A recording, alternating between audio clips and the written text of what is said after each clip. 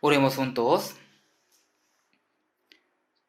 Dios quien creó todas las cosas y está manejando la historia de la humanidad. Dios, nuestro Padre, quien es digno de recibir la alabanza, gloria y la nobleza para siempre. Cuando vivíamos pagando en pecado, tú nos llamaste a la iglesia, que es tu cuerpo santo preparado ante la creación. Y también nos has perdonado con la sangre preciosa de la cruz. Gracias por justificarnos solo con tu evangelio, por la fe y por hacernos renacer como tus hijos. También gracias por alimentarnos con tu palabra cada momento, cada día en la iglesia. Y también ayúdanos para que podamos vivir en tu santa voluntad como tu pueblo con tu gracia. Ya pasó 2 semanas desde que inició el año 2024. Queremos que tú siempre nos protejas y nos guíes en el tiempo que tú nos permites para que podamos vivir para tu felicidad y tu gloria con la fidelidad, cumpliendo el voto que hemos hecho en el principio de este año. También aún hay muchas almas perdidas y muertas alrededor de nosotros. Tenemos que salvar a ellos. Ayuda para que podamos encontrarlos sin dificultad y también ayúdanos para que podamos vivir como sacerdote del Evangelio, predicando tu palabra a tiempo, fuera de tiempo. Hay muchos misioneros y hermanos que están evangelizando en todo el mundo. Espero que tú estés con ellos y muestres tu santo poder y también hazles ensanchar tu territorio para que ellos puedan guiar a muchas almas al reino de Dios. Tú nos llamaste en la época final como el último corredor del Evangelio y nos has dado una visión más importante, una visión más grande en la tierra donde estamos. Así que te pedimos que nos utilice preciosamente y nos ayude para que podamos vivir experimentando tu ayuda y mostrando tu gloria cada día y cada momento. En ese tiempo también esté con nosotros y llénanos con la palabra necesaria para nuestra vida y armanos con tu palabra de la gracia. Haznos vivir solo para tu gloria mientras comamos o bebamos o cualquier cosa que hagamos. En el nombre de Jesús, quien nos ama, hemos orado. Amén. Gracias por la alabanza. Vamos a buscar la Biblia. Primera de Pedro, capítulo 2,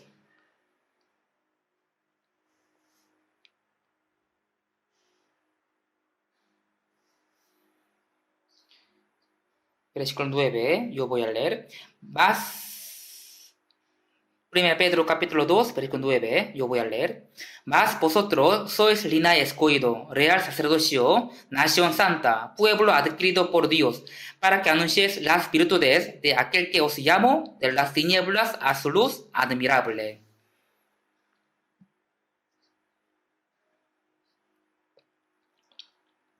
Desde el día lunes hasta hoy día, Pastor Juan Lee está dando el seminario en la iglesia de Gwangju.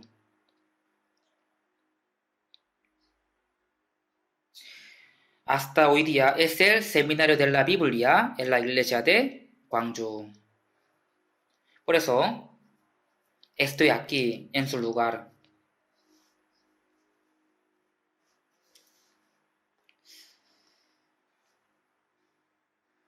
Seguramente ustedes siempre comían una comida espiritual muy rica cada domingo, pero hoy día yo estoy aquí, así que lo lamento por ustedes.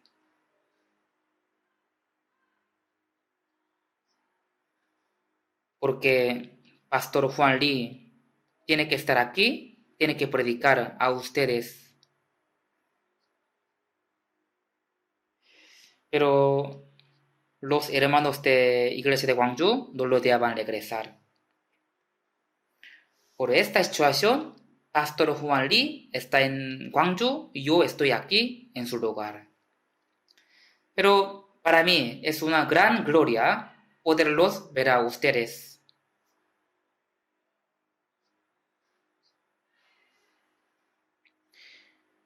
Yo prediqué a ustedes en el retiro de invierno. Creo que nos vemos muy frecuentemente.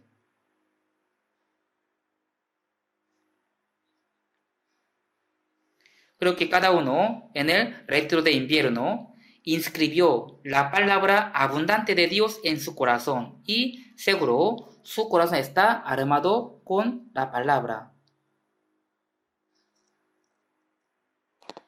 Creo que ustedes vivían como un cristiano, produciendo el olor de Cristo y vivían con todas sus esfuerzos obedeciendo la palabra del Señor hasta el año pasado. Pero igual, seguramente cada uno habría hecho resoluciones de este año nuevo 2024. Ya pasaron 2 semanas del año nuevo. Estamos el día 14 de enero. Hay un dicho, resolución de 3 días. No sé cómo serán ustedes. Tal vez sus resoluciones se han acabado en 3 días y ahora estarían viviendo con el corazón flojo y están viviendo y sirviendo al Señor igual que el año pasado. Tal vez así estaré viviendo ahora. Pero si hay una manera de superar la palabra, resolución de 3 días. ¿Cómo? Cada día tiene que hacer resoluciones. Cada día. Cada día hay que hacer las mismas resoluciones que han hecho en el inicio del año.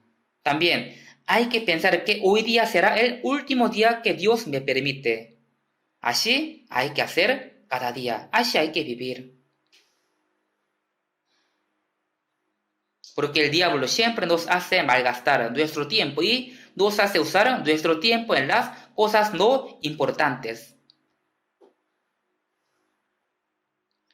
Nosotros cada día tenemos que ganar la tentación del diablo, la tentación del mundo y la lucha contra nosotros mismos. Cada día tenemos que ganar por la cruz. Hoy día vamos a aprender 1 de Pedro capítulo 2, 9. Aquí dice, mas vosotros sois real sacerdocio. Entonces, ¿qué son los deberes y las obligaciones del real sacerdocio? Es anunciar las virtudes. Para esto nos ha salvado y nos ha dado una maravillosa posición social. Somos real sacerdocio. Somos real sacerdocio. Podrían pensar como un tipo de posición social nada más, pero es un derecho exclusivo. Es un privilegio. El rey más grande en la época del Antiguo Testamento es el rey David. En el Nuevo Testamento dice que él era un varón conforme al corazón de Dios, así fue evaluado. Sin embargo, él fue rey, pero nunca fue sacerdote. Samuel también. Él no tenía ninguna falta ante los ojos del pueblo de Israel. Nadie decía que él cometió un error, tal error. Realmente era un gran sacerdote, pero de igual manera, él nunca pudo ser rey.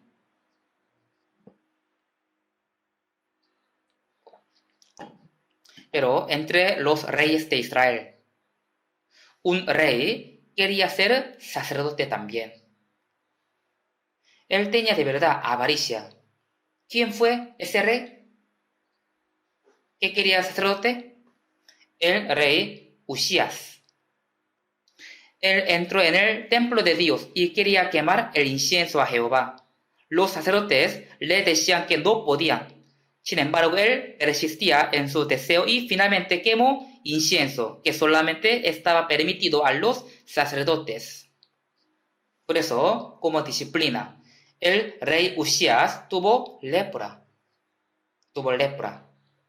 Y tuvo que vivir en un cuarto apartado con lepra hasta su muerte. Su hijo en su lugar se hizo el nuevo rey. Usías vivió miserablemente, sufriendo tanto por el resto de su vida. ¿Por qué a él le pasó esto?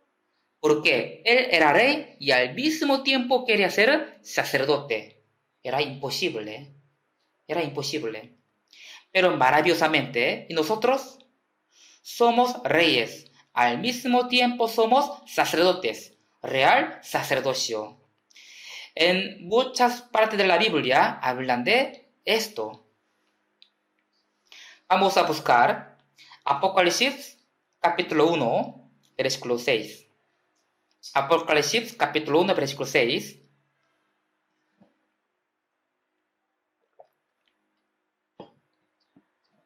Aquí dice: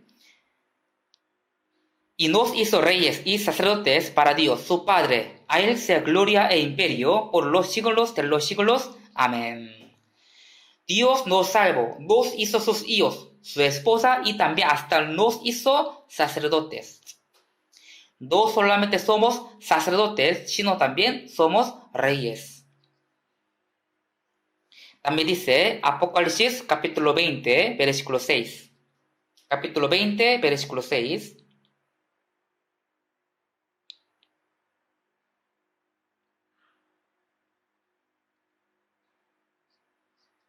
26. Leamos junto. Bienaventurado y santo el que tiene parte en la primera resurrección. La segunda muerte no tiene potestad sobre estos, sino que serán sacerdotes de Dios y de Cristo, y reinarán con él 1000 años. Somos sacerdotes de Cristo y también reinaremos con él. ¿Quién es rey y también sacerdote? Es Jesús. Él es Melquisedec.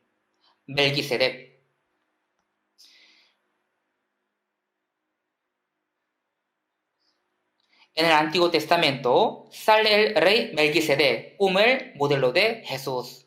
En Génesis capítulo 14 dice que Abraham ganó una guerra y regresó a su casa. Ahí el rey de Salem, Melquisedec, le dio pan y vino a Abraham y lo bendijo. Y después Abraham le dio los diezmos de sus bienes. Ese Melquisedec es el modelo de Jesús. Es el modelo de Jesús. Si vemos Hebreos capítulo 7, dice que Jesús es rey y sacerdote. Vamos a ver Hebreos capítulo 7, versículo 1.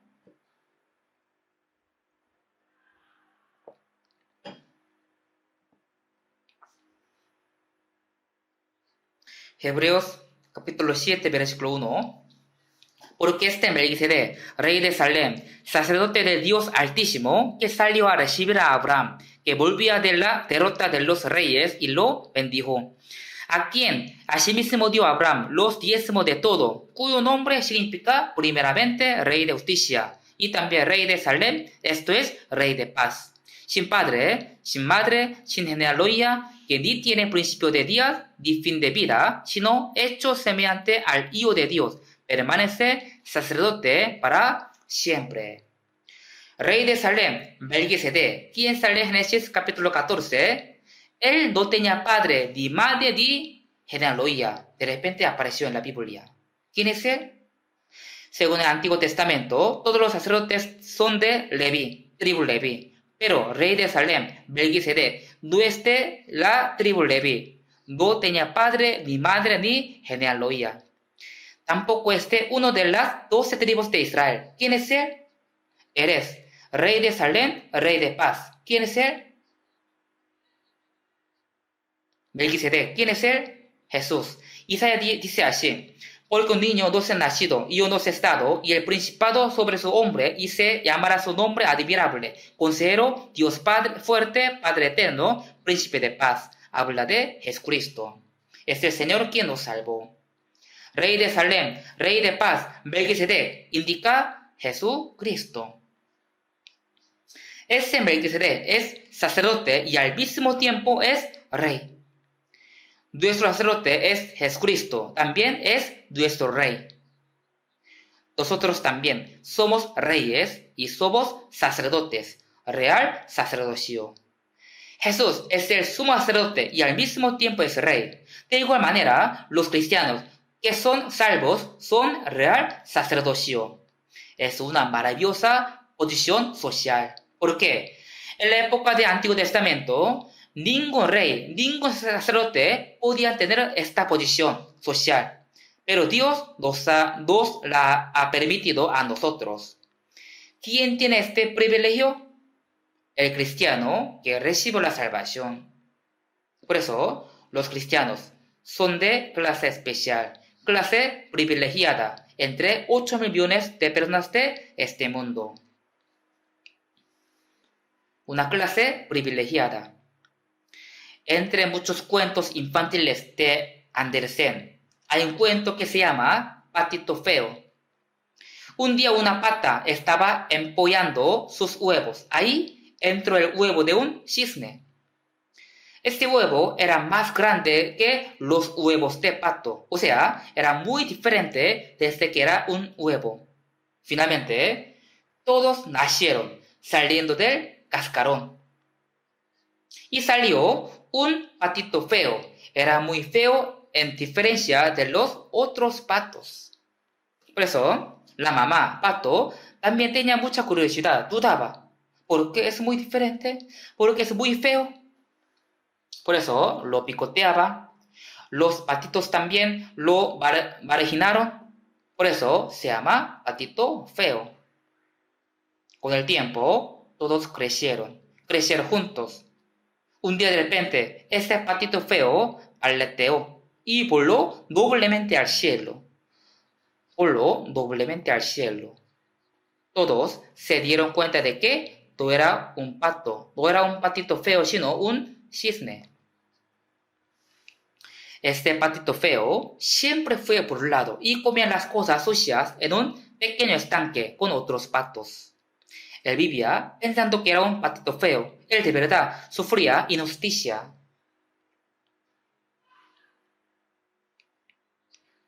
Nosotros también, mientras vivimos en este mundo, la gente nos trata como un patito feo. Pero no tenemos que desanimarnos porque no somos patitos feos, sino somos un cisne. Es decir, nosotros ya tenemos una posición social especial, que real sacerdocio. Somos reyes y al mismo tiempo somos sacerdotes. Ya tenemos esta posición social especial preciosa. Entonces, con esta posición, ¿cómo tenemos que vivir? Tenemos que vivir como un noble que tiene una posición alta. Ya les he dicho que somos de una clase privilegiada. Tenemos un derecho especial. Es un derecho que la gente de este mundo no puede tener. ¿Cómo pudimos tenerlo? Dios nos ha escogido y nos ha dado este privilegio.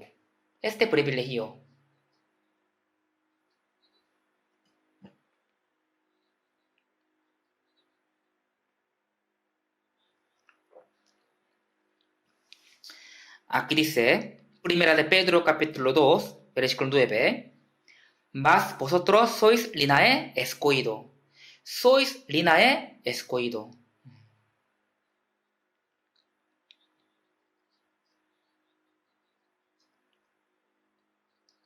Linaje escogido. Nosotros fuimos llamados por el Evangelio y Dios nos hizo su pueblo, quienes pueden ir al cielo por la fe.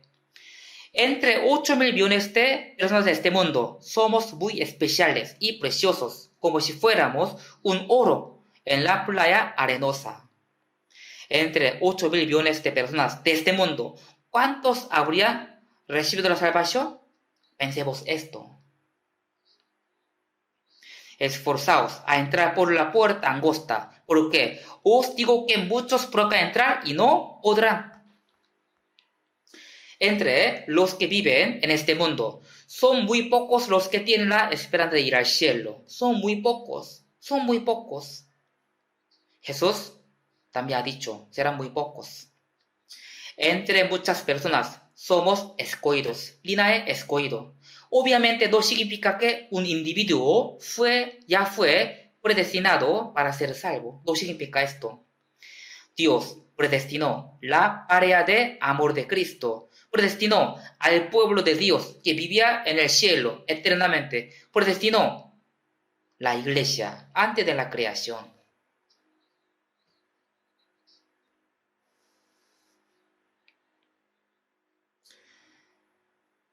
Vamos a ver, busquemos Efesios capítulo 1. Efesios capítulo 1.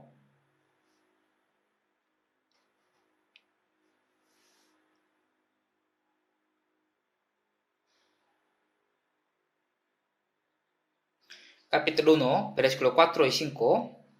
4 y 5, leamos juntos. Según nos escogió en él antes de la fundación del mundo, para que fuésemos santos y sin mancha delante de él. En amor habiéndonos predestinado para ser adoptados, hijos suyos por medio de Jesucristo, según el puro afecto de su voluntad. Aquí dice, habiéndonos predestinado. Esto no significa que Dios me predestinó para ser salvo antes de que yo naciera, sino que Dios ya predestinó la iglesia, quien es la pareja de Cristo. Predestinó el pueblo de Dios, quien va a vivir eternamente en el cielo. Por ejemplo, ya está predestinado los cupos para entrar en la universidad para este año 2024. Algunos entrarán en este cupo, algunos no podrán. Mateo 11 dice así. Desde los días de Juan el Bautista hasta ahora, el reino de los cielos sufre violencia. Dios ya predestinó la cantidad de los que entran en el cielo. Predestinó su pareja. Entonces, ¿quiénes entran en esta cantidad? En esta predestinación. Los que recibieron la salvación por la fe. Por eso, la Biblia dice, desde los días de Juan el Bautista hasta ahora, el reino de los cielos sufre violencia. Nosotros ya hemos arrebatado al cielo y maravillosamente, después de la salvación, entendemos, Dios nos ha escogido antes de la creación. Somos linaje escogido. Por eso, tenemos un derecho especial como el pueblo de Dios que va a vivir en el cielo. También otra cosa, dice 1 Pedro 2.9, vamos a ver, 1 Pedro capítulo 2.9, también dice, nación santa. Nación santa significa una nación distinguida. Los que son distinguidos de este mundo, los que son distinguidos de los pecados, se llaman la nación santa. Son los hijos de Dios quienes viven distinguiéndose en este mundo. San Lucas 17:21 dice, los fariseos preguntaron, ¿dónde está el reino de Dios?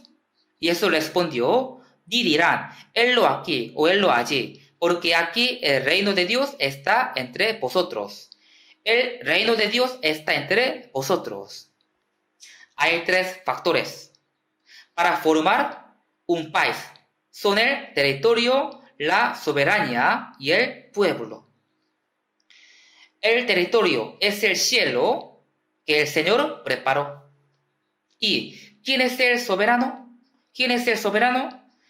En un país democrático dicen que el pueblo tiene la soberanía, pero en el cielo Dios es el dueño, así que Él es el que tiene la soberanía. Entonces, en el reino de Dios, ¿quién es el pueblo? El pueblo del cielo que Dios ya había predestinado antes de la creación, es decir, nosotros. Y dirán, él aquí, él allí, porque he aquí el reino de Dios está entre vosotros. Si vemos Romanos 14, 16, 17, porque el reino de Dios no es comida ni bebida, sino justicia, paz y gozo en el Espíritu Santo.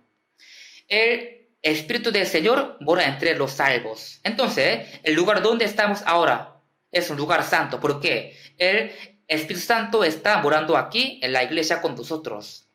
Somos un grupo santo. Entonces, ¿cómo tenemos que vivir? Sed santo porque yo soy santo. Nosotros éramos pecadores, pero ahora somos justos por la redención de la cruz. Y también hasta los pecados del futuro están perdonados. Entonces, ¿estaré bien aunque viva cometiendo muchos pecados? No, no se puede. No se puede. ¿Perseveraremos en el pecado para que la gracia abunde? En ninguna manera. Los cristianos que tienen salvación tienen que llevar una vida santa, distinguida, porque somos el reino de Dios. Somos un grupo que lleva una vida distinguida. También vamos a ver 1 de Pedro, capítulo 1, versículo 15-16. Busquemos 1 de Pedro, capítulo 1, versículo 15 y 16.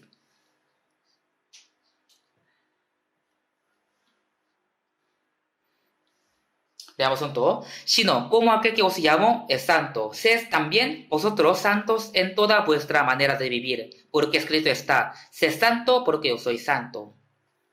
Dios es santo. Dios nos salvó, no para que perseveraremos en el pecado, sino para que seamos santos. Sed santo porque yo soy santo. Lo que primeramente Dios quiere es que todos reciban la salvación y después que estos salvos sean santificados.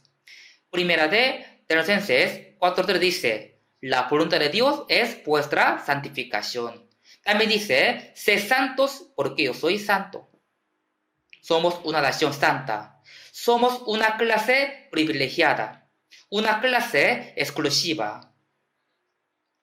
Y también, 1 Pedro 2:9 dice, pueblo adquirido por Dios. Nación santa, pueblo adquirido por Dios.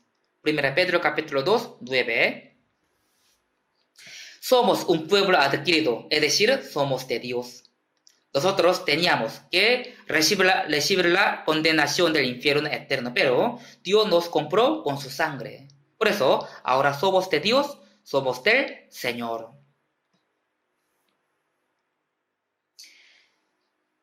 Primera Corintios 6, 19, 20.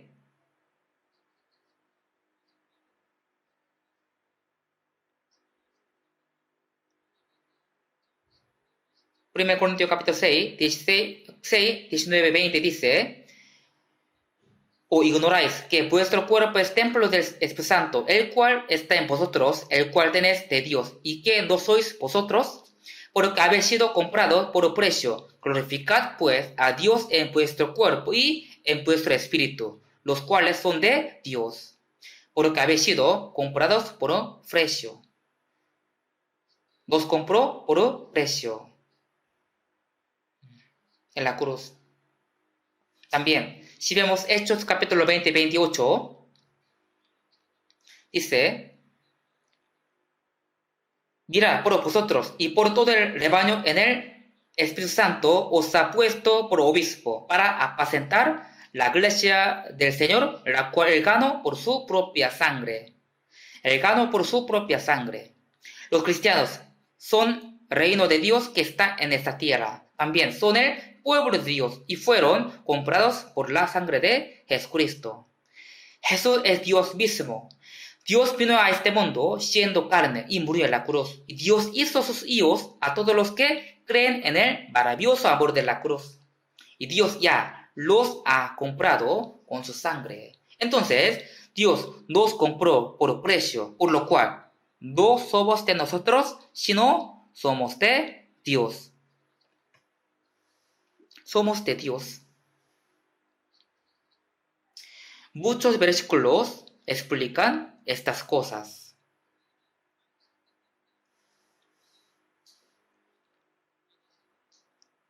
También si vemos Romanos 1:6, llamados a ser de Jesucristo. Llamados a ser de Jesucristo. Romanos 14, versos 7, 8 también. Dice así, porque ninguno de nosotros vive para sí, y ninguno muere para sí. Pues si vivimos, para el Señor vivimos, y si morimos, para el Señor morimos. Así pues, que sea que vivamos o que moramos, del Señor somos. Nosotros somos salvos. El cuerpo ya no es mío, sino de Dios, quien lo compró por la sangre. Si fuera mío, entonces yo lo usaría a mi voluntad, pero mi cuerpo es de Dios. Entonces, cuando el Señor quiere usarlo, ¿cómo tenemos que decir? Sí, Señor, úselo, utilícelo, es suyo. Es suyo mi cuerpo. Cuando Jesús entró en Jerusalén, necesitaba un asno. Por eso ha dicho a sus discípulos, id a la aldea que está enfrente de vosotros, y luego que entréis en ella, hallaréis un pollino atado, en el cual ningún hombre ha montado. Desatarlo y traerlo. Cuando ellos fueron allá, realmente había un asno atado. Ellos lo desataron y ahí, el dueño del asno ha dicho, ¿por qué desatáis el pollino? Ellos le respondieron, porque el Señor lo necesita. El dueño del asno permitió que se lo llevaran. Y Jesús entró en Jerusalén como un rey tomando un pollino atado, en el cual ningún hombre ha montado. Muchas personas con muchos niños han alabado diciendo, Hosanna. Jesús va a venir por segunda vez como Rey de Reyes que va a reinar este mundo durante 1000 años. Jesús, quien es el Rey, ahora está sentado a la diestra de Dios como el sumo sacerdote orando por nosotros. Jesús es el sumo sacerdote y al mismo tiempo es Rey. Pero maravillosamente nos ha puesto la misma posición social. Antes de ser salvo, nosotros no teníamos ninguna relación con Dios. Y Jesús era el unigénito de Dios. Cuando nosotros hemos entendido que Jesús murió en la cruz y resucitó, y cuando hemos creído en Él, todos nosotros fuimos hechos hijos de Dios. Entonces, Jesús es el mayor hijo. Somos segundo hijo, tercer hijo, cuarto y el último hijo. O sea, podemos decir que Jesús es nuestro hermano mayor.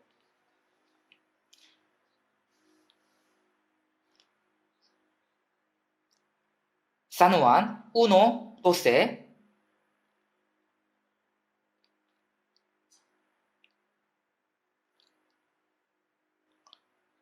San 1:12 dice así.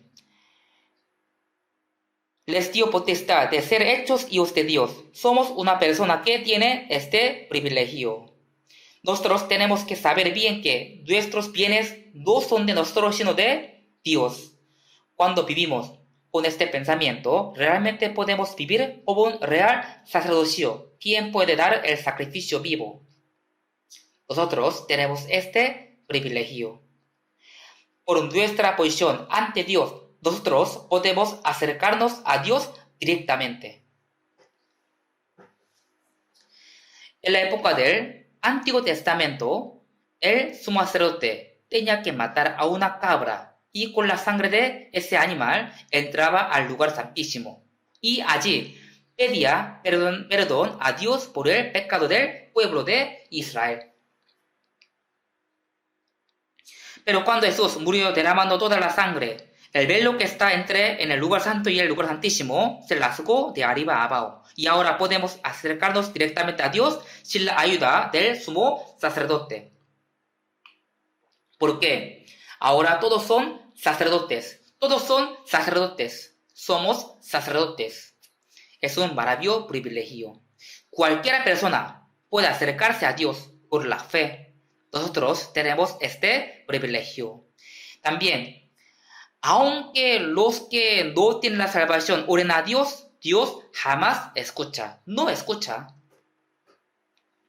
Isaías capítulo 59, verso 1-2, dice, he aquí que no se ha acortado la mano de Jehová para salvar, ni se ha agravado su oído para oír, pero vuestras iniquidades han hecho división entre vosotros y vuestro Dios.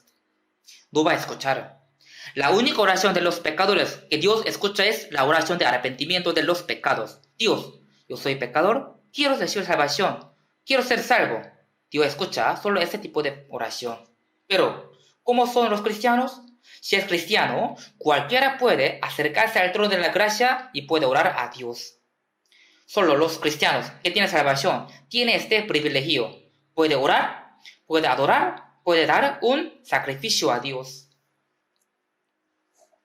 Todo está bien este versículo, Romanos capítulo 12, 1, ¿sí o no? Ahí dice, así que hermanos, os ruego que por las misericordias de Dios que presentéis vuestros cuerpos en sacrificio vivo, santo, agradable a Dios, que es vuestro culto racional.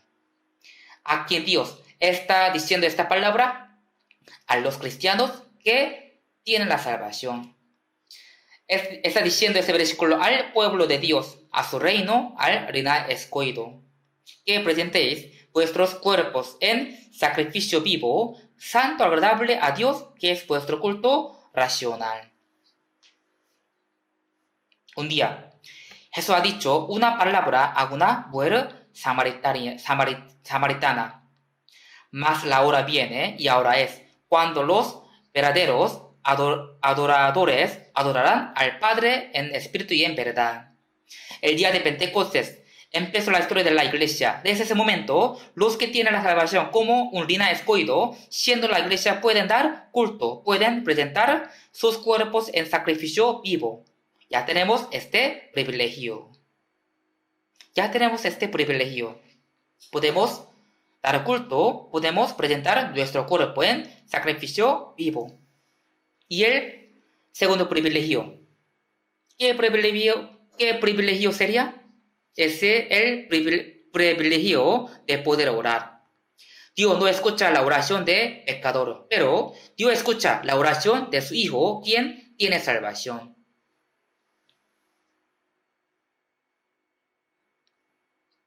Hebreos capítulo 4, versículo 16. Hebreos capítulo 4, versículo 16. 16.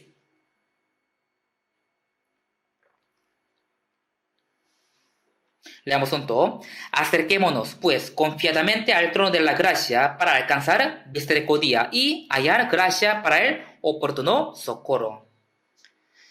Recibir la salvación es una gracia de Dios. Y después de la salvación, vivir cada día con la felicidad y vivir sirviendo al Señor también es una gracia grande. También es una gracia el estar aquí sentado en la iglesia siendo salvo como un cristiano. De igual manera, Dios me ha dado otro tiempo, 2024, en el cual puedo vivir para Él. También es una gracia grande. Gracia sobre gracia. Dios añade más gracia sobre la gracia de la salvación en nuestra vida. Yo he venido para que tengan vida y para que la tengan en abundancia. Ya tenemos la vida eterna y después Dios sigue dándonos más gracia para poder vivir con su gracia abundante. Tenemos que acercarnos al trono de la gracia. Entonces, para acercarnos allá, ¿cómo tenemos que hacer? Dios jamás da a los que lo piden. Pedid, buscad y llamad. Los que tienen la salvación tienen que pedir, buscar y llamar ante el trono de la gracia.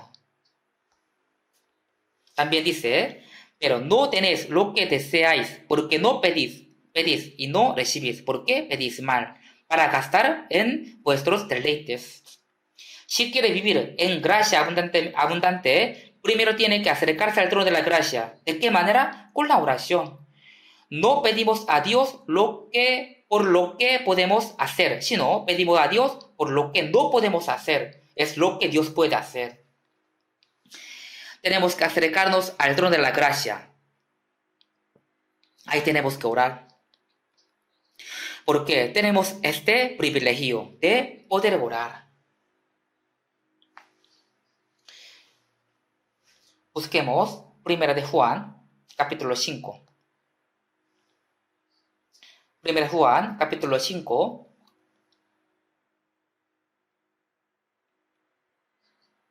Versículo 14, 15. Versículo 14, 15. Leamos juntos. Y esta es la confianza que tenemos en Él, que si pedimos alguna cosa conforme a su voluntad, Él nos oye. Y si sabemos que Él nos oye en cualquier cosa que pidamos, sabemos que tenemos las peticiones que le hayamos hecho. Aquí dice, cualquier cosa que pidamos. ¿Qué tenemos que pedir? Hay que pedir algo para la gloria de Dios, no para sí mismo ni para su beneficio. Si pide para su deseo carnal, Dios no responde ese tipo de oración. No responde ese tipo de oración. Busquemos San Juan capítulo 14.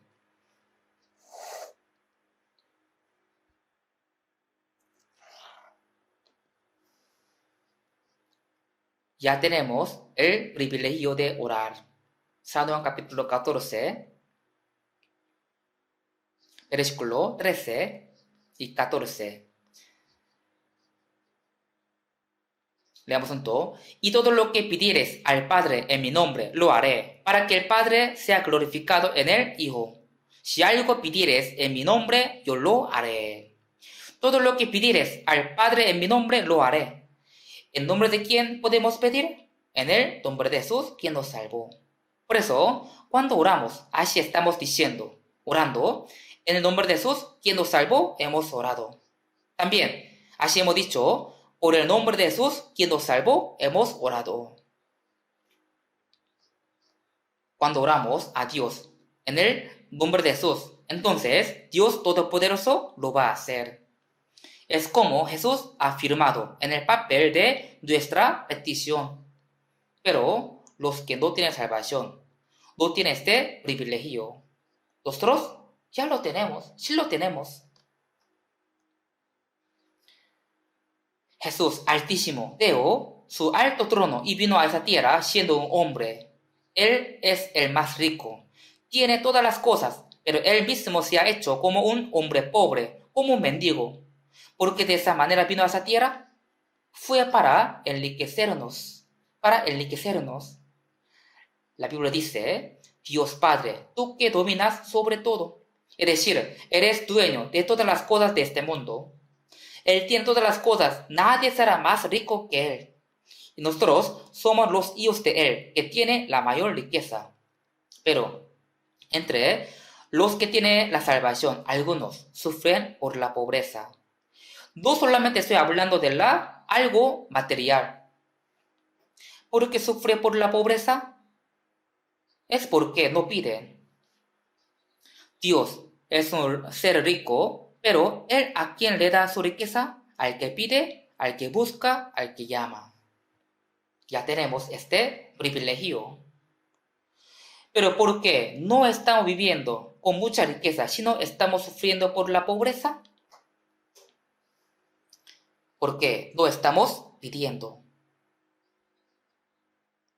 No estamos utilizando este privilegio que Dios nos ha dado. Tenemos el privilegio de poder orar. Sí podemos orar, tenemos que utilizarlo. Tercer privilegio, ¿cuál será? Somos real sacerdocio. Un rey tiene muchos privilegios. Somos real sacerdocio. Tenemos un privilegio de poder ser guiado y protegido por Dios. En este mundo también, siempre hay guardaespaldas alrededor de los que tienen un rango alto. Por ejemplo, si el presidente de nuestro país quiere ir a un lugar lejos, siempre los guardaespaldas andan con él y lo protegen, porque alguien podría atacar al presidente. Por eso, los guardaespaldas lo protegen. Pero, para nosotros, Dios nos envió muchos guardaespaldas. Son muchos más de los que tienen el presidente. Y ellos nos están cuidando y protegiendo. Son los ángeles. Dios nos protege por medio de los ángeles invisibles. Nosotros tenemos este privilegio. Busquemos 1 de Juan, capítulo 5. 1 de Juan, capítulo 5.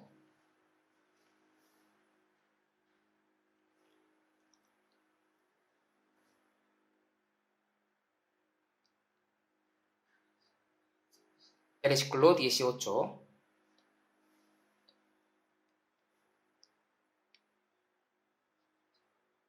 Veamos junto. Sabemos que todo aquel que ha nacido de Dios no practica el pecado, pues aquel que fue engendrado por Dios le guarda y el maligno no le toca. Dios nos está protegiendo de cualquier tipo de peligro. Realmente tenemos más guardaespaldas que cualquier hombre alto en este mundo. Ya tenemos este privilegio. Les dije que somos de una clase especial, una clase privilegiada, una clase exclusiva, si somos de una clase más alta que cualquier clase de este mundo. Ya tenemos muchos privilegios. Al mismo tiempo, tenemos las responsabilidades y los deberes. Hay una palabra dice, noblesse oblige. Noblesse oblige. Significa, los nobles tienen sus deberes. Los deberes que los nobles tienen. Si viven con una posición alta y viven disfrutando muchas cosas, entonces tiene que ayudar y dar sus cosas a los que no tienen. Y tiene que ser ejemplo de la vida. Son los deberes de los nobles. Somos una clase privilegiada. Entonces, ¿cómo tenemos que vivir? Ya Dios nos ha dado una posición de sacerdotes. ¿Cuál es el papel del sacerdote? Jesús es sumo sacerdote. Y no solo esto, sino también Él mismo se entregó a sí mismo en la cruz como un sacrificio. Él se sacrificó. Las ofrendas de la Biblia, del Antiguo Testamento, llevan el sacrificio. Holocausto, ofrenda por la paz, ofrenda por el pecado, ofrenda expiatoria. Estos 5 ofrendas llevaban el sacrificio. Hasta la ofrenda de los granos no se la podían dar natural. Tenía que molerlos hasta que eran polvo, o sea, debía de perder su forma original. Esta ofrenda de los granos muestra la vida de Jesucristo en la tierra durante 33 años. Se sacrificó como una flor de harina. Se ha roto totalmente a sí mismo. Tenemos que entregarnos a sí mismo como un sacrificio. Tenemos que sacrificarnos como un sacerdote. Juan 12:24. Todos saben bien que si el grano de trigo no cae en la tierra y muere, queda solo. Pero si muere, lleva mucho fruto. Al morir puede llevar fruto. Hay que morir. O sea, por mi sacrificio, otro puede ser salvo. También, Colosenses capítulo 1:24, apóstol Pablo dijo, cumplo en mi carne lo que falta de las aflicciones de Cristo por su cuerpo, que es la iglesia. Para que se pueda transmitir el amor de Cristo en la cruz a otras personas, se necesita el sacrificio. No se puede transmitir fácilmente. Debe haber el sacrificio del que predica. Ahí puede transmitir el amor de la cruz. Eso es lo que el sacerdote tiene que hacer. Tenemos este deber. También, como antes les he dicho, Romanos 12:1. Presentéis vuestros cuerpos en sacrificio vivo, santo, agradable a Dios. Eso significa que tiene que sacrificarse, es decir, tiene que morir. A través de Pablo, mucha iglesia ha levantado. Muchas personas han sido salvos. Entonces, ¿él qué tipo de vida llevaba? Pero de ninguna cosa hago caso, ni estimo preciosa mi vida para mí mismo, con tal que acabe mi carrera con gozo y el ministerio que recibe el Señor Jesús, para dar testimonio del Evangelio de la gracia de Dios. También, 1 Corintios 15:31 dice, os aseguro, hermanos, por la gloria. O sea, él quería glorificarse. ¿Qué quiere glorificarse? Cada día muero. Cada día muero. También Jesús dijo también, el que no toma su cruz y sigue en pos de mí, no es digno de mí. Nosotros, como los discípulos de Jesús, para seguir los pasos del Señor, para llevar esa vida, ¿cómo tenemos que hacer? Tenemos que tomar la cruz. La cruz simboliza el sacrificio. Dios nunca trabaja a través de las personas que no quieren sacrificarse. Dios perdonó el pecado de todo el mundo por la cruz. Nosotros recibimos la salvación por el sacrificio de la cruz. Y ahora, para predicar este evangelio a otras personas, como dice la Biblia, presentéis vuestros cuerpos en sacrificio vivo, santo, agradable a Dios. Tenemos que presentar nuestro cuerpo en sacrificio vivo. Además, a Dios le agrada esta vida. Creo que les he dicho en la palabra pasada. Entre varias ofrendas había una que se hizo un grato olor y que era agradable a Dios. Este es el holocausto. Este holocausto que sale en Levítico capítulo 1. Después sale la ofrenda por el pecado y la ofrenda expiatoria. Son las ofrendas que llevaba sacrificio por el pecado del hombre. ¿Por qué? Dios odia los pecados. Cuando Jesús cargó el pecado del mundo y murió como ofrenda por el pecado y ofrenda expiatoria, Dios ignoró esto. Eli, Eli, lama sabactani. Esto es, Dios mío, ¿por qué me has desamparado? Dios lo desamparó. Cuando Jesús murió en la cruz como ofrenda por el pecado, como ofrenda expiatoria, Dios lo abandonó, aunque era su hijo. También tenemos que saber que la muerte de la cruz simboliza 4 ofrendas: holocausto, ofrenda por la paz, ofrenda por el pecado y ofrenda expiatoria. Antes de morir, Jesús oró en Getsemaní: si es posible, pase de mí esta copa. Pero Jesús tenía que morir en la cruz. Por eso, porque él tenía que cumplir la voluntad del Padre. Él primeramente quería cumplir la voluntad de Dios. He aquí que vengo, oh Dios, para hacer tu voluntad. Él tenía que morir. Esto es como el holocausto. Jesús murió como un sacrificio cargando nuestros pecados. Esto es como el holocausto, que es una ofrenda agradable a Dios. Aparta de mí esta copa, mas no lo que yo quiero, sino lo que tú. Vivir para la voluntad de Dios. Vivir para cumplir 100% la voluntad de Dios. Esto es el holocausto.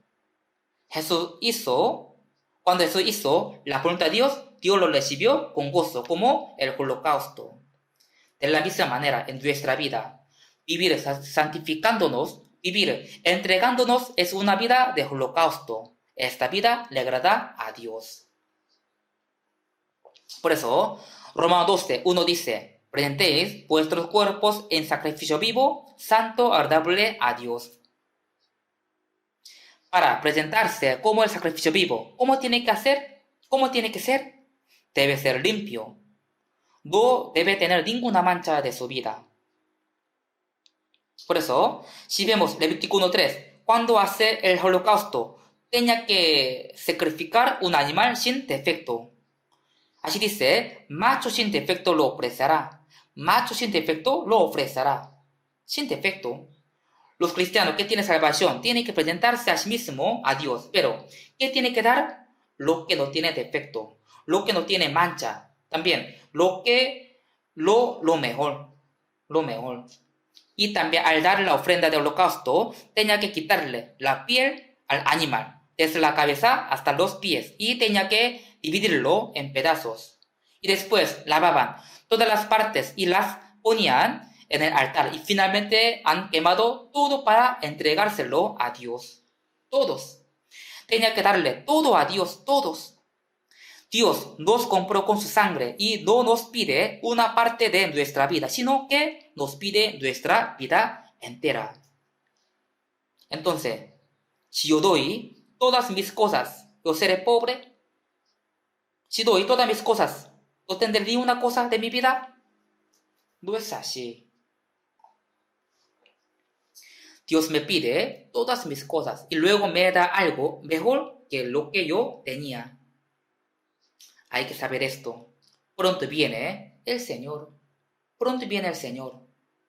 Cuando estemos ante el Señor, Él va a evaluar exactamente nuestra vida. Si hemos vivido entregándonos enteramente a Dios, o si solo hemos vivido dándole una pequeña parte de nuestra vida.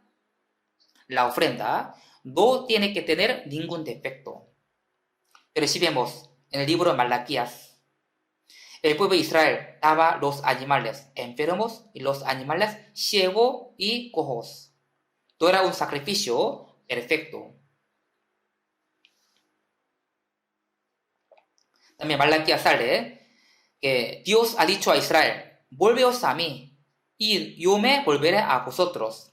Israel así ha dicho, ¿en qué hemos de volvernos? Dios jamás ha dicho así.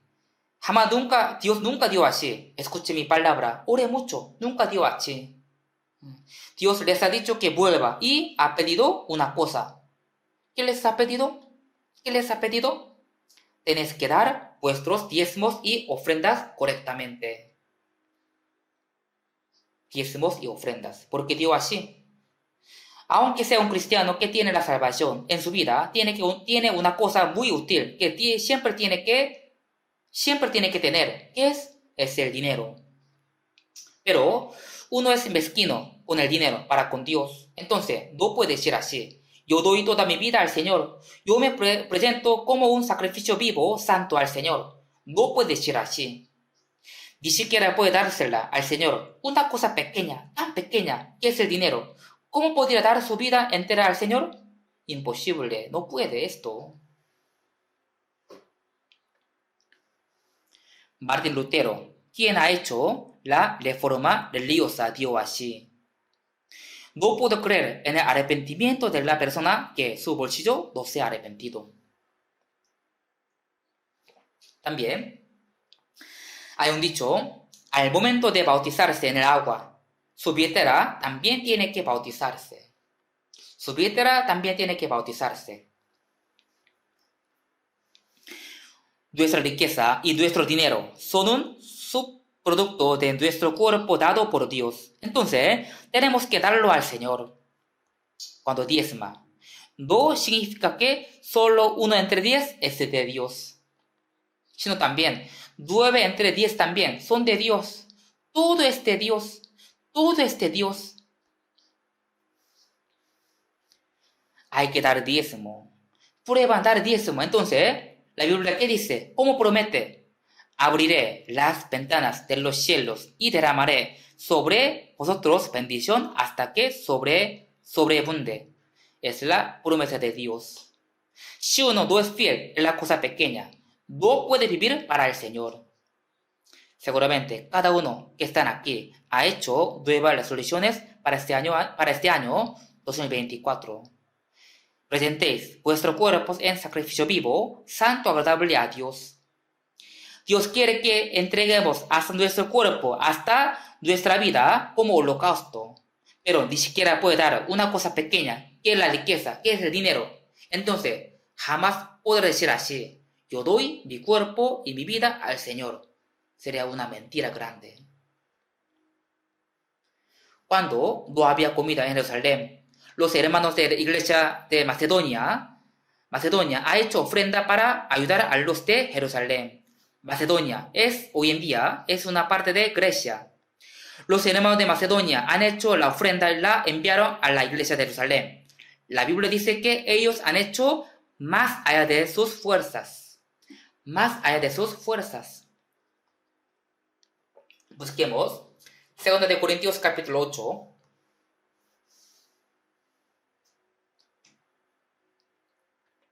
Segunda de Corintios capítulo 8.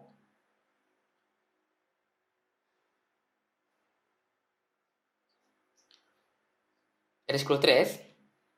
Pues doy testimonio de que con agrado han dado conforme a sus fuerzas y aún más allá de sus fuerzas, pidiéndonos con muchos ruegos que les concediésemos el privilegio de participar en este servicio para los santos, y no como lo esperábamos, sino que asimismo se dieron primeramente al Señor, y luego a nosotros por la voluntad de Dios. Si Dios, mi cuerpo y mi vida es comprada por la sangre, así que no es mía, este es Cristo. Entonces, si puedo dar mi riqueza, es una cosa muy pequeña, es que se produce por mi cuerpo. Si yo le doy hasta mi cuerpo, ¿acaso no podré dar esta cosa muy pequeña? Los hermanos de Macedonia eran pobres, sufrían de extrema pobreza. Sin embargo, ellos han hecho la ofrenda más allá de sus fuerzas. Ahí ellos cumplieron la santa voluntad de Dios. También ustedes saben bien la viuda Sarepta, ¿cierto? El profeta Elías fue a la casa de viuda Sarepta. Fue allá. Ella fue una persona pobre. Justo iba a morir con su hijo después de comer la última comida que tenía. Quería morir con su hijo. En ese momento, Elías se le acercó a ella y preguntó: viuda Sarepta, ¿qué tienes? Solo tengo un poco de harina y un poco de aceite.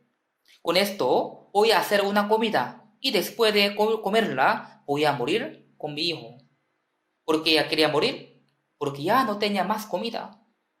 En esa situación, ¿qué ha dicho Elías a esta viuda pobre? Pero hazme a mí primero de ello una pequeña torta cocida debajo de la ceniza y tráemela y después harás para ti y para tu hijo. Si ella hace el pan y primero le da al profeta Elías, entonces ya no tenía más comida para comer, para ella ni para hijo. Pero el profeta de Dios hasta eso quería quitar. Hazme a mí primero, tráemela. Primero hágame para mí. ¿Cómo ha hecho esta viuda Sarepta? Ella primeramente ha hecho un pan y le dio al profeta de Dios, Elías. Ella primero ha dicho, ha dado el pan a Elías. La Biblia, ¿cómo dice? Entonces, ella fue e hizo como él le dio a Elías. Primer Reyes, capítulo 17, 15, 16, dice: ella fue e hizo como él le dijo a Elías. O sea, ella obedeció la palabra del profeta de Dios. Y después, ¿cómo sale? La harina de la tina no escasó, y el aceite de la bahía menguó. Si ella no hubiera obedecido la palabra y no hubiera dado primero el pan al profeta, entonces habría muerto con su hijo después de comer su última comida. Pero ella obedeció. Por eso, nunca se escaseaba la harina y el aceite menguaba. Dios, quien es todopoderoso, ha hecho de esta manera. Ahora también Dios busca ese tipo de persona como la viuda Sarepta. Dad y se os dará, medida buena, apretada, remecida y rebosando darán en vuestro regazo. Es la promesa de Dios. Hay muchos versículos acerca de esto. Hay muchos versículos que habla sobre esto. Pero también, si hubo una pareja que no ha dado todas sus cosas y engañó a Dios y fueron disciplinados, ¿cierto? En Hechos capítulo 5 sale Ananías y Zafira. Era un matrimonio. En este momento, algunos vendieron sus terrenos y han dado como ofrenda lo que ha vendido. Ya estaba creciendo bien la iglesia. Dios añadía cada día a los salvos. Los hermanos todos los días se reunían en el templo y oraban y alababan. Y muchos vendieron sus cosas y han dado como ofrenda. Por eso la iglesia estaba creciendo bien. En ese momento, Ananías y Zafira de la iglesia primitiva engañaron a Dios, engañaron al Espíritu Santo. Por eso murieron. Un matrimonio, ambos murieron. Les han preguntado: ¿esto es todo lo que ha vendido? Sí, es todo lo que hemos vendido. Ananías fue el que primero mintió y ahí mismo murió. La gente se lo llevó y lo sepultó. Y después, la esposa Zafira apareció en el mismo lugar sin saber de lo que había pasado a su esposo. ¿Ese dinero es todo lo que lo ha vendido, su terreno? Sí, señor, sí es todo lo que hemos vendido. Ella también mintió y murió. La gente también la llevó y la sepultaron. Todos se murieron. Por lo que todos mintieron, murieron. También, si vemos Mateo 19, ahí sale un joven rico. Un joven rico se acercó a Jesús y le dijo a Jesús: todo esto lo que he guardado desde mi juventud, ¿qué más me falta? Entonces, Jesús le ha dicho, una cosa falta, anda, vende todo lo que tienes y dalo a los pobres y tendrás tesoro en el cielo y ven. Pero este joven rico, ¿cómo ha hecho? Se puso muy triste porque era muy rico. Era muy rico. Después de esta conversación en la Biblia, nunca dice que ese joven volvió a Jesús y escuchó la palabra y recibió la salvación. O sea, él se fue totalmente. Él ya se fue a otro lado. Es más fácil pasar un camello por el ojo de una agua que entrar un rico en el reino de Dios.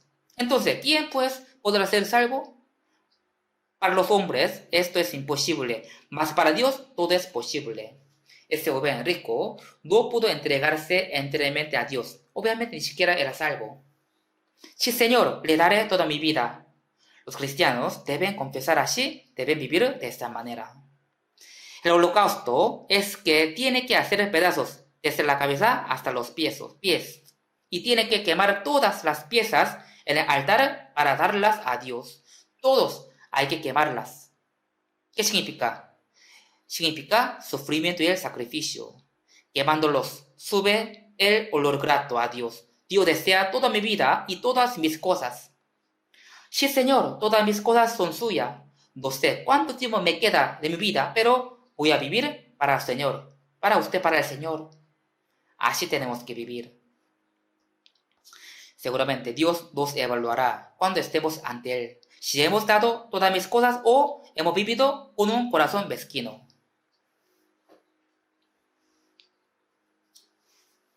Hay un cuento. En un país vivía 3 hermanos. Había 3 hermanos. Su padre les ha dejado unas herencias. Primero, al mayor le dio un telescopio para que pueda ver aunque sea muy lejos. Al segundo le dio una alfombra para que pueda volar y pueda ir a cualquier lugar que quiera. Y al tercero le dio una manzana como herencia, que si uno la come le cura cualquier tipo de enfermedad. Así, a cada uno ha dado diferente herencia.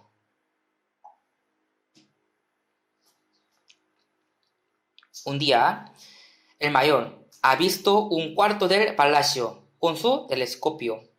En este cuarto estaba escrito un aviso del rey.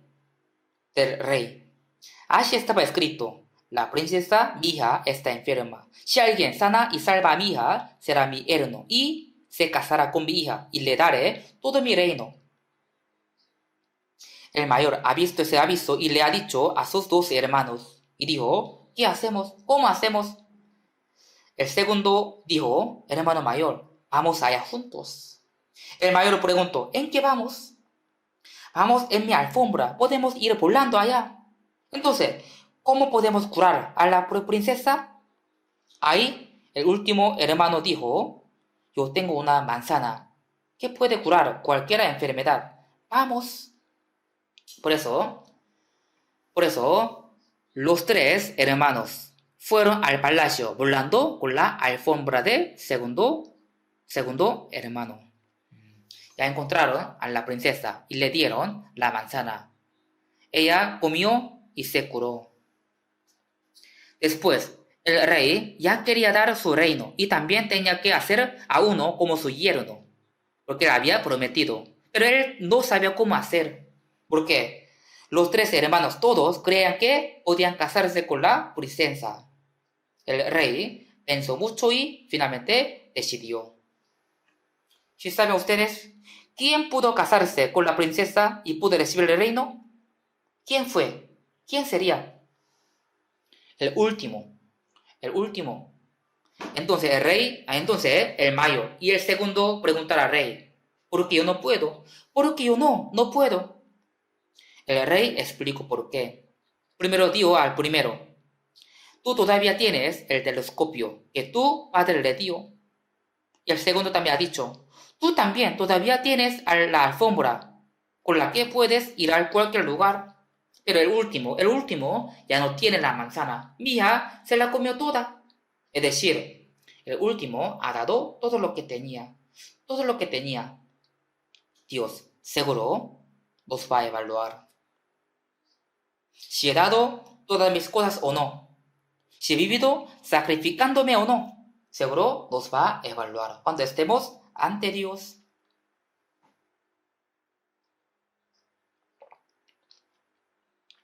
¿Cómo hacer el holocausto?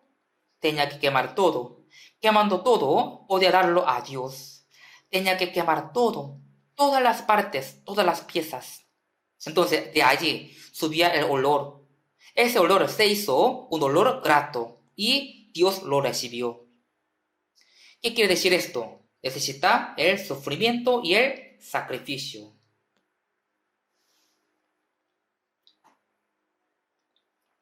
Busquemos Romanos capítulo 8, versículo 17. 8:17.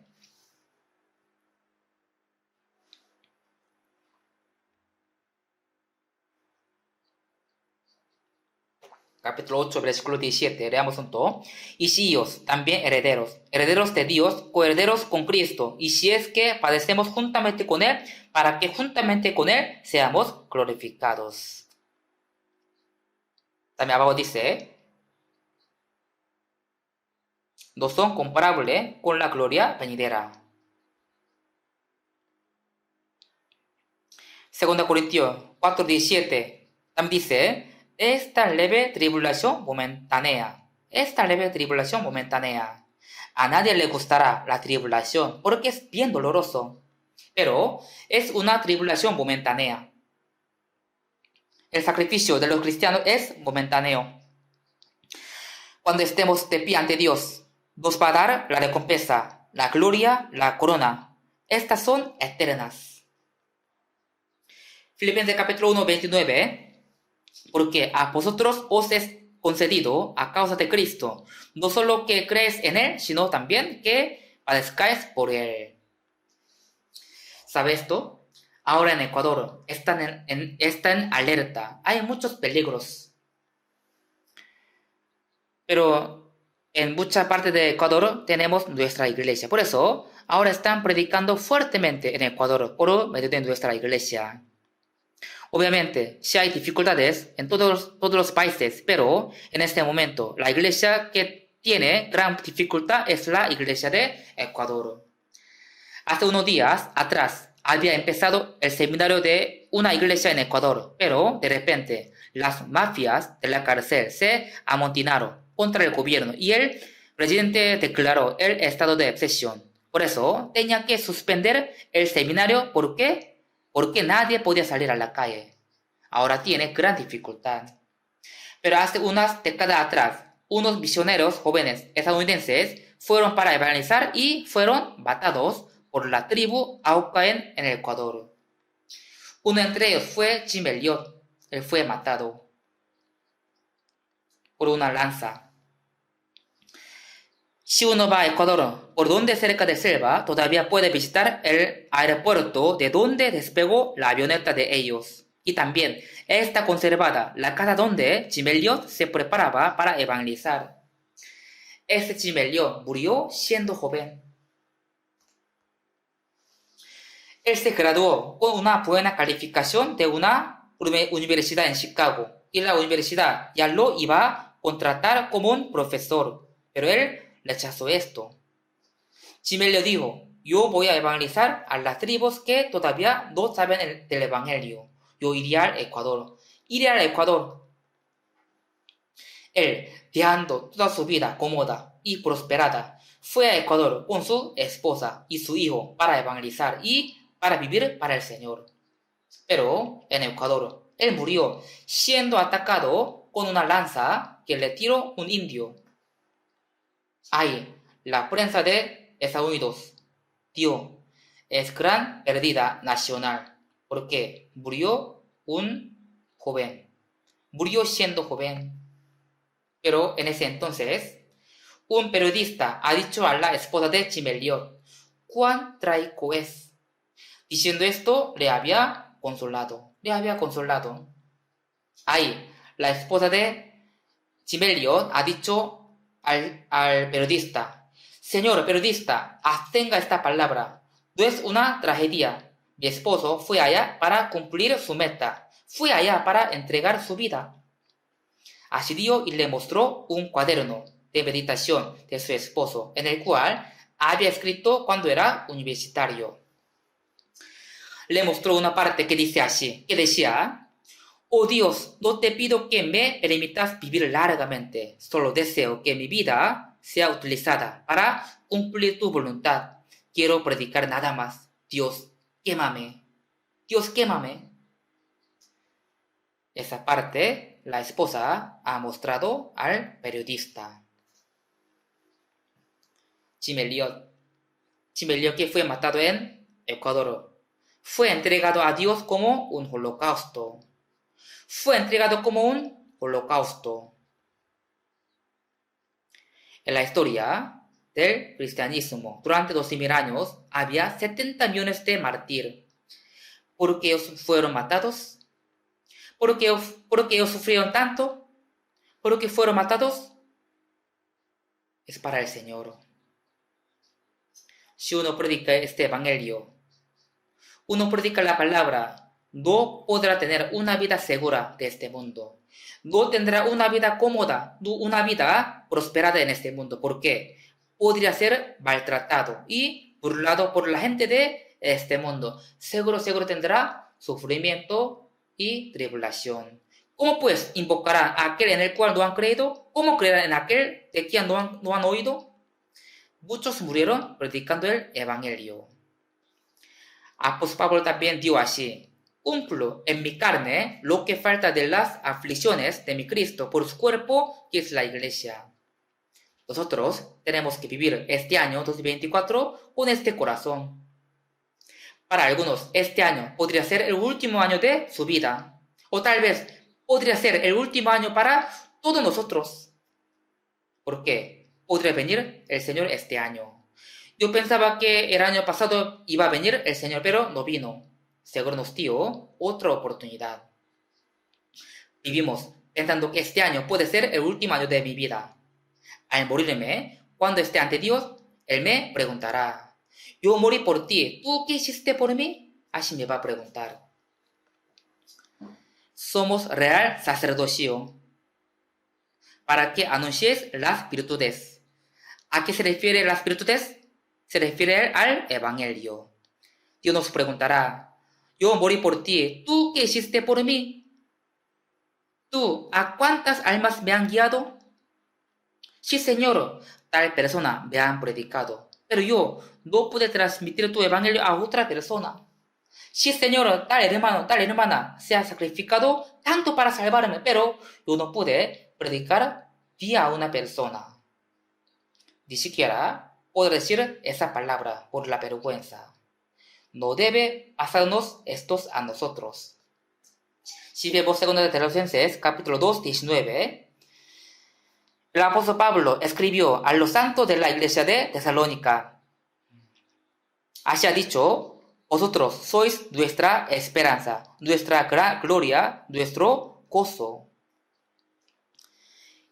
Quiere decir que cuando nos sacrificamos, predicamos y salvamos a algunos, entonces ellos serán nuestra esperanza, gozo y corona de gloria.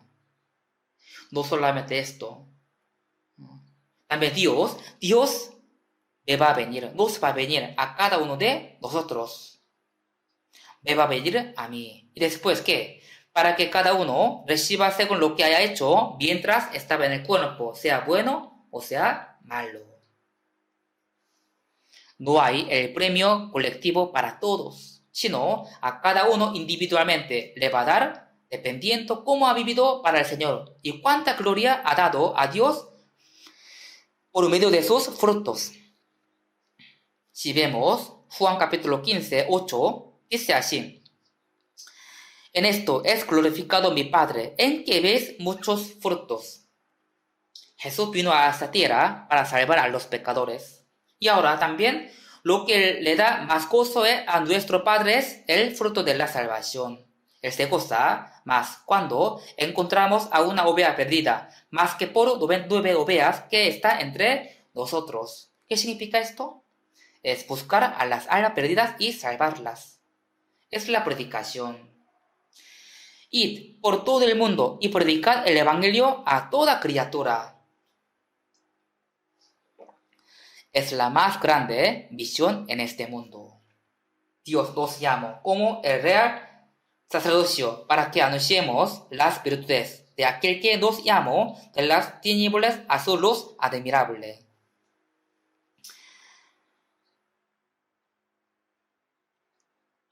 En este año, de verdad, vamos a guiar a una alma a Dios, hagámoslo que estén en la reunión firmemente. No hace falta guiar a muchas almas, sino solo a un alma. Solo a un alma. Aquí en la iglesia central hay unos 5,000 hermanos.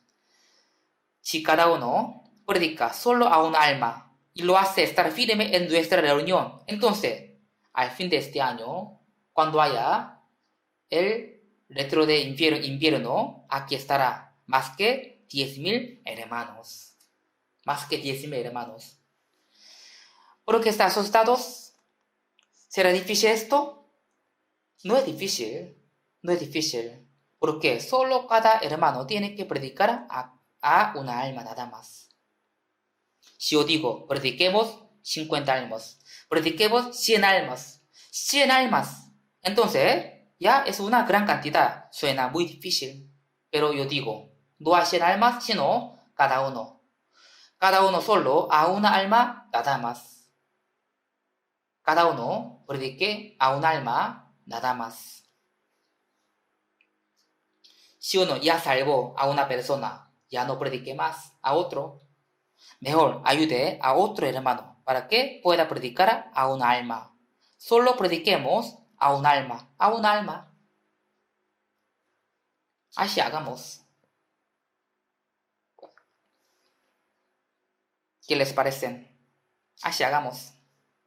Entonces, cuando estemos ante Dios, nos hablará así, nos alabará así. Bien, buen siervo y fiel. Espero que todos sean dignos de recibir la alabanza, la honra y la gloria de Dios. Oremos juntos. Dios nuestro Padre vivo, quien tiene amor y gracia. Vivíamos sin esperanza, y Jesús quitó todos nuestros pecados en la cruz con su sangre y nos salvó. Así que te damos gracias. Ahora fuimos comprados por tu sangre preciosa. Y así que nuestra vida restante no es de nosotros, sino de Señor. Ayúdanos para que podamos vivir para el Señor en el resto de nuestra vida. Tú nos hiciste como el real sacerdocio. Es para que prediquemos tus virtudes. Utiliza a cada uno de nosotros para que cada uno pueda guiar a una alma al Señor en este año 2024. También ayúdanos para que seamos unidos, que le dé el gozo y la gloria al Padre con sus frutos.